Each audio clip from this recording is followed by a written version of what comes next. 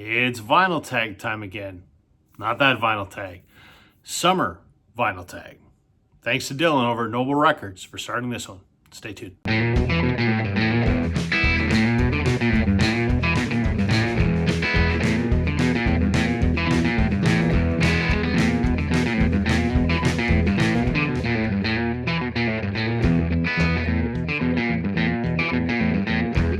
Hey everybody, welcome to Northern Revolutions. I'm Rob. Welcome back if you're returning. Welcome if you're new. As I mentioned in the intro, we're going to do a vinyl tag. I'm sure everyone is familiar with Dylan down at Noble Records. If you haven't, you're missing out. Check out Dylan's channel. Dylan started the summer vinyl tag, so why not? Let's do it. Who doesn't love doing a vinyl tag? I will leave a link in the description to Dylan's video for this, and I'll also put the questions in the description as well. I encourage everyone, make a vinyl tag video. They're fun. So with that, number one on Dylan's list is show a record that has summer in the title. So this is Don Henley's Building the Perfect Beast in the lead track, and the single off of here is The Boys of Summer. I think Don Henley's an asshat, but I like the Eagles, and I like the song Boys of Summer. It's the only reason I have this. Have I listened to the whole record? Absolutely not. I only have it for Boys of Summer and because I picked this up for like $3. But there you go, Boys of Summer. Number two, show your latest heavy pull.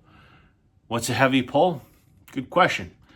A heavy pull is a recent acquisition, something that is was highly sought after. Maybe it's very rare. Maybe it's something you're very excited about. So, I don't know that this fits in the rare category, but this is something I've been super excited about. This is Amanda Marshall's second album from 1999 called Tuesday's Child, Canadian singer-songwriter. Talked about her before. She was massive up here in Canada.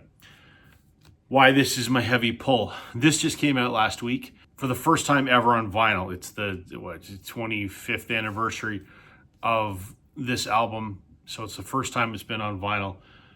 I've been hoping that this would come out since she relaunched her career a year ago. Yeah, I was thrilled that it had finally come out because it is an absolutely exceptional record. This is a very limited pressing. This is actually the blue vinyl version.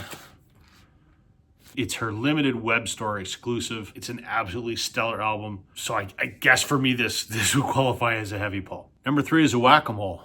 All right, I got a helper with me on this one. Like my pal Curtis over at Young LP Lovers, when he did this, he recruited one of his kids to help. So here's Parker, everybody. Say hi.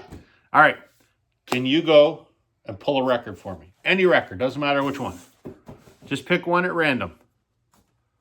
Sure, bring that one over. This good one. Okay. Here. Okay, have a seat.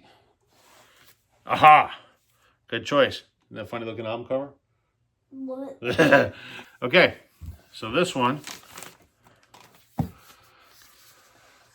is Pinewood Smile by The Darkness.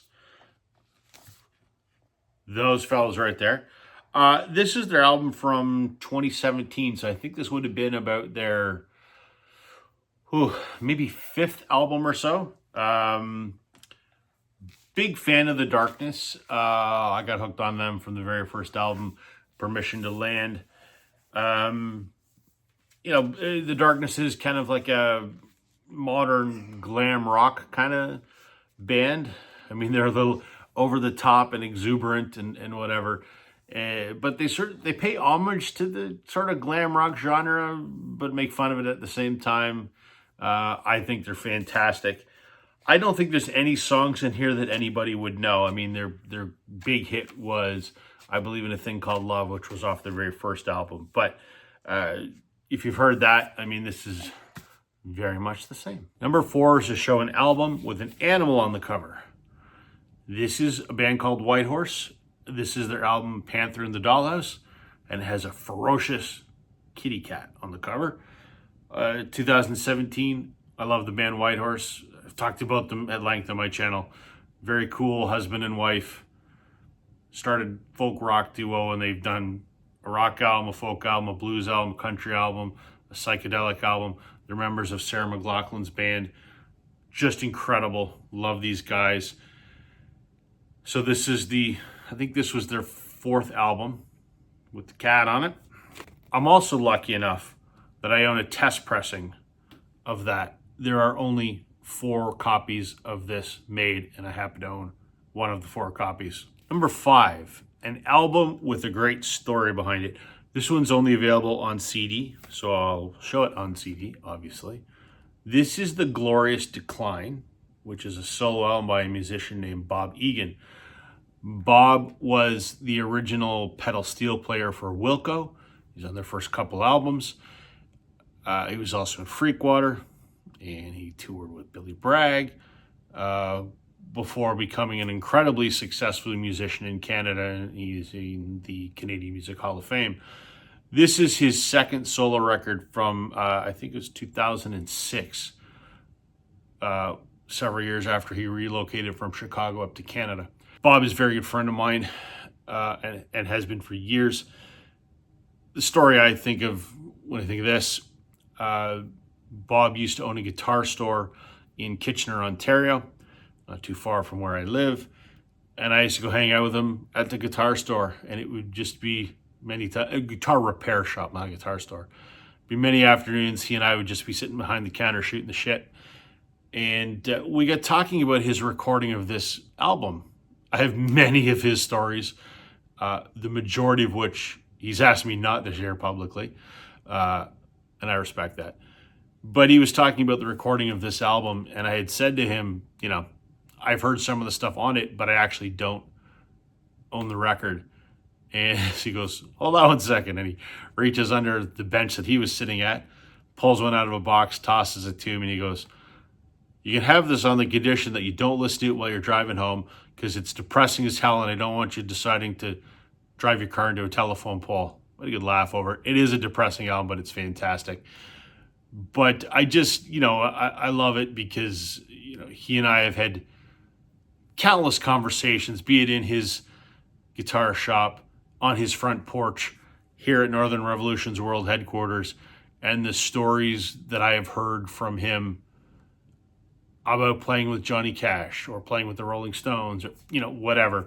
But I just, this was just, it was a funny moment, and yeah, it just makes me chuckle. So, Glorious Decline by Bob Egan. Number 6 is Show, an album that you would be surprised is in my collection. Come Cry With Me by Daniel Romano.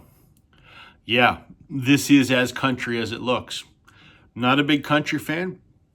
I like some roots rock. You know, I like my roots sprinkled with a, you know, just a pinch of country. I'm fine with that. You know, I listen to stuff like The Band. But this is as country as it absolutely looks. Daniel's done many things. He's actually in a rock band now, and he was in a rock band before this. But he went through a country phase, a very country phase, where he wearing a nudie suit, had a pedal steel player, and whiny 50s country music. And this is exactly what this is. I own this for a laugh, though. Daniel's are relatively local guys from Welland, Ontario. And my friend Brian and I have seen him in concert a couple times. And the first time we saw him, they opened for Whitehorse, who I talked about, with the ferocious kitty cat. And it was just brutal. And he has a song on here called I'm Not Crying Over You. And it is the most stereotypical, I mean, it might as well be I cried because my truck ran away. Like, I mean, it's that kind of stereotypical garbage country. But Brian and I loved it to the point that Brian, who's an amateur musician, did a lot of open mic nights, would play this a lot at open mic nights. And yeah, we always had a good laugh about this. So I had to pick up this record for that reason. Number 7, show some Cheap Heat. Cheap Heat, a record or an album that is way better than what it should be. It's so good, but it's so cheap. And I'm going to go anything by these guys. Trooper. This is their greatest hits, but any of their albums fantastic, but especially their greatest hits. Hot Shots. I mean, I myself picked this up for a grand total of $5. Unfortunately, the sticker is stuck right on the jacket. These guys are awesome. Rock band from the 70s. I think they sound a lot like Cheap Trick. There's a song called Boys in the Bright White Sports Car. There's a song called General Hand Grenade. Those really remind me of Cheap Trick. And they sort of had the same kind of stage persona almost. We're here for a good time, not a long time. Yeah. Raise a Little Hell was the only hit that they had in the U.S. But these guys were huge up here in the 70s. All over the radio, and still all over the radio. And you can pick up any of their albums for less than $5. So, especially anyone in the States, if you haven't heard Trooper, oh man, they're awesome. Number 8, Show of 45. Okay, this is the Hi-Fis. This is a reissue of a 45 that came out in about 1983, 4, something like this. The Hi-Fis were a band in New York composed of some Canadians. And they released, it's called I Don't Know Why You Love Me, backed with Look What You've Done. And you can see the singer-songwriters there, Keeler and Cuddy. Greg Keeler, Jim Cuddy would go on to be two of the most famous singer-songwriters in Canada in the Hall of Fame. I won't mention what band they're in because all of my YouTube friends always laugh at me because I talk about this band too much. But this is the band that they were in before they became the band that is stupidly famous in Canada and still going strong today. So the original version of this is crazy expensive. And this reissue from about, 12 years ago or so is also crazy expensive. So the Hi-Fis, I Don't Know Why You Love Me. Number 9, your favorite music documentary or biopic. I'm going to go biopic. This is the soundtrack to the movie BackBeat. BackBeat was a movie that came out in 1994 starring Steven Dorff. This is a dramatization of the Beatles in Hamburg when they were playing at the Star Club and the Kaiser Keller before they became famous. And it really focuses on Stu Sutcliffe, the original bassist, and his relationship with John and his relationship with photographer Astrid Kircher. This is an incredible movie. I have seen it 100 times. Surprisingly, not a lot of folks remember it. I've mentioned it a few times before, and folks have said, I never heard of it. Find it. It's amazing. And this soundtrack is pretty good. Dave Grohl, Greg Dooley, Don Fleming, Thurston Moore, Dave Pirner, Mike Mills. Yeah, a who's who of 90s music. So, incredible soundtrack for my absolute favorite music biopic. Number 10, show a box set. I have several. I don't know that I've ever shown this before. This is the Eric Clapton Crossroads box set. It is 6 records, and it's kind of anthological. It's an anthology, I guess. I don't know when this came out, 1988. And this has his stuff with the Yardbirds, John Mayall and the Blues Breakers, Cream, Blind Faith, Delaney and Bonnie, Derek and the Dominoes, and a bunch of solo stuff up to this point. Pretty career spanning. This is excellent. Like Clapton, even if I think he's a wanker. Sorry, Mazzy. Yeah, fantastic. This was my dad's, and when my dad passed away, this was one of the records from his collection that I kept because it's great. Number 11 is to show the most trashed record in our collection, and that's this. Tears Are Not Enough by the Northern Lights. This is the Northern Lights. Back in the 80s, We Are the World, that charity thing for Africa. Well, this was Canada's answer to it. It was a Bryan Adams, Jim Vallance written, Bob Rock produced, star-studded extravaganza with all of the money going to fight hunger in Africa. So Bryan Adams was the main guy, but everyone else on here, Tom Cochran, Bruce Coburn, Burton Cummings, Corey Hart, Ronnie Hawkins, Geddy Lee, Gordon Lightfoot, Richard Manuel, Murray McLaughlin, Kim Mitchell, Joni Mitchell, Anne Murray, Aldo Nova, Mike Reno, Paul Schaefer, Ian Thomas and Sylvia Tyson, Neil Young, Zappa Costa. I mean, this was a who's who of 80s Canadian music. And this is very trash because some idiot took the record out of where the seam is supposed to be, and the whole jacket is split all the way down instead of taking it out where you're supposed to take it out. Do I care though? No, I don't. I bought this for a couple bucks because I wanted the song, and I like Bryan Adams, so because he wrote it and he's on it, I have it for my Bryan Adams collection. I would only ever replace this with a better copy if I could find one for $2. I'm not paying any more than that. I don't really care if it's split. So this is the most trash record in my collection. Number 12 is to show a local record. I have tons of local records. This is a band called Odd Years, and this is their album, Drawing Lines. This Odd Years record came out in 2013. Odd Years is an offshoot of a Toronto band called Cuff the Duke. It's fronted by AJ Johnson, who I know. He was the drummer of Cuff the Duke. He's also in another band I really like that I've talked about before called Royal Castles. But AJ Johnson and Tom Hammertone, two guys from Cuff the Duke, are in this band. That's AJ right there in the middle. So these guys are from the town that I live in. And this is just a great, rock, rootsy rock sort of record. Folky rock kind of record. Number 13 is to show a record from a land far away. I don't have a lot of world music. Tons of American stuff. Tons of British stuff. But I think as far away as we can get from Canada would probably be Australia. So I'm going to go with Jet. This is their album Get Born from 2003. They only have 3 records, surprisingly. But this had a couple hits on it.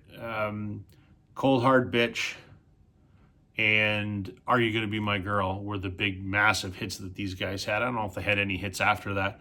I really like this record, though. It's a great, 2000s rock record. Number 14 is a soundtrack. I don't have tons of soundtracks. My wife's the big soundtrack collector. She has tons of them. But this is a good soundtrack. Also happens to be a music biopic, so I could have used this to answer a previous question. But this is the soundtrack to Walk the Line, the Reese Witherspoon, Joaquin Phoenix biopic about Johnny Cash and June Carter Cash. Fantastic movie. It's one of those, if it's on TV, I stop and watch it. I absolutely love it. This is them. This is the actors recording Johnny Cash songs, and they do a pretty darn good job of it. Thoroughly entertaining movie, enjoyable soundtrack. Not a huge Johnny Cash fan, but enough that I have a few of his albums, and this is a great accompaniment. So, good soundtrack. And I like the fact that it's the actors doing the music, not professional singers. Number 15 is to show our highest recommendation. I talk about this guy every chance that I get. Adam Baldwin. Undiscovered national treasure as far as I'm concerned.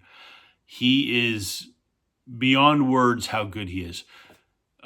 Started off as a rock musician and plays rock guitar for Matt Mays, very loud, straight up rock band.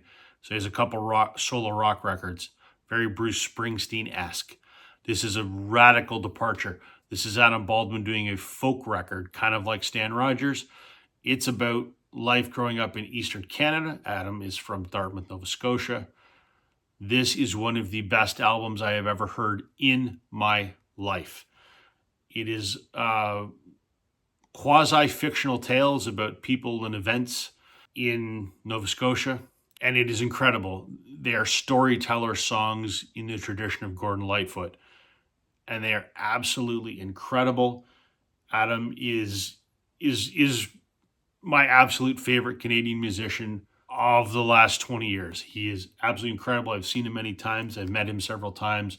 I talk about him every chance I get. This is an absolutely incredible, top-notch folk record. It's amazing. It's called Concertos and Serenades. This is an autographed copy. It doesn't normally look like that, but fantastic record. Check it out on Bandcamp or YouTube. It's amazing. Number 16, the record that is highest on our want list. I did a video about this just recently, my 10 most wanted records or whatever. And the grail sort of at the moment is the Beatles versus the Four Seasons, which was released on VJ. I have all the other Beatles VJ releases, and this was one that was a double. So they took their, what they call Introducing the Beatles, that VJ record, and a Four Seasons VJ record, and they packaged them together in a gatefold and called it the Beatles versus the Four Seasons. I've never seen one. They do pop up occasionally. There's a couple on Discogs, but they're several hundreds of dollars, on the order of, $300, $400, $500 to get it up here to Canada. So yeah, that's highest on my list. I would gladly take a beat up copy, to be quite honest, just so that I could say I have one. But yeah, Beatles versus the Four Seasons on VJ. That's the highest on my want list. Number 17 is to do a channel shout out. Well, it's a tough one. There are so many great channels out there. There's a lot of people that I do stuff with on a regular basis, so you all know those. But who am I going to shout out? I'm going to shout out my good friend Chris at Stylus Meets Vinyl. Chris and I have been doing this about the same time. It's because of Chris that I do YouTube. He sort of inspired me to get off my ass and do it 2.5 years ago. So thank you, Chris. Chris posts a couple videos a month because he's a busy guy. But the videos that he posts are awesome. I can't say enough about how good I think his content is. They're innovative ideas. They're well thought out. They're well researched. He does an incredible job of showcasing a pretty diverse collection. So if you're not familiar with Chris from Stylus Meets Vinyl, please check him out. Number 18 is to highlight some of the silver lining in the vinyl community.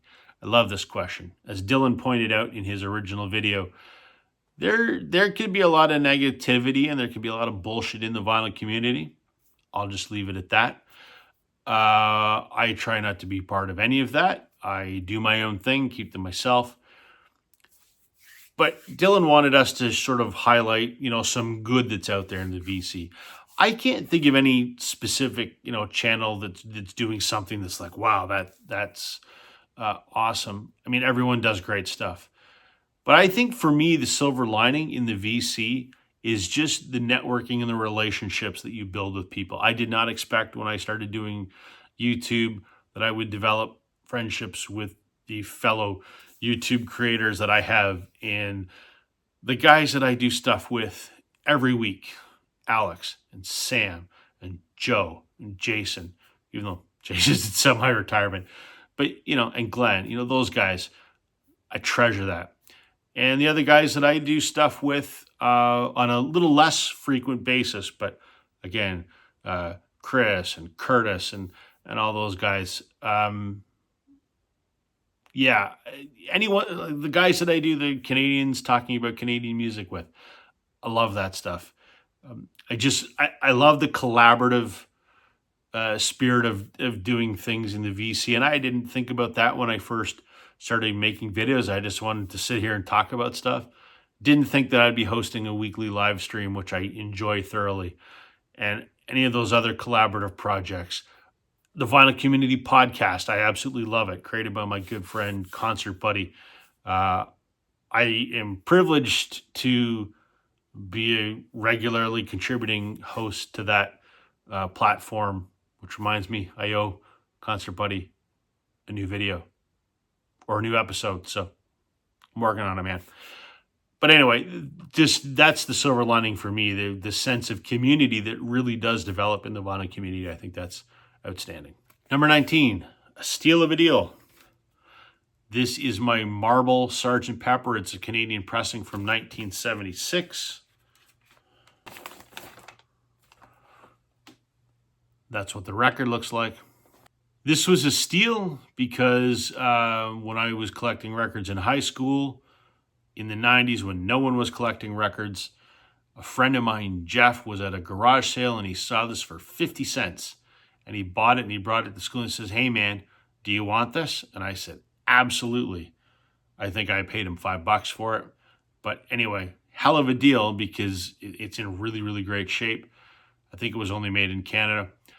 And they routinely sell for like $100, which is insane. So hell of a steal. 30 years ago, but still hell of a steal. And number 20 is to show a promo record. This is Alanta Miles' self-titled debut from 1989. You can see the promo stamp right there. Amazing record. I think she was a one-hit wonder. I mean, she did get nominated for a Grammy for her follow-up album, but no one remembers it. I can't even name a song off of it. All she's ever known for is a lead single off of here called Black Velvet, which is an incredible song. This whole record, though, is fantastic, but this is my promo copy. There you go, folks. There is the summer vinyl tag, thanks to Dylan at Noble Records. I'll leave a link to his description. And if you're sitting on the sidelines thinking, maybe I want to jump into this YouTube thing, vinyl tags are a great place to start. So why not jump on and make a video just like this? That's everything for me today, everybody. Thank you for watching. Catch you on the flip side.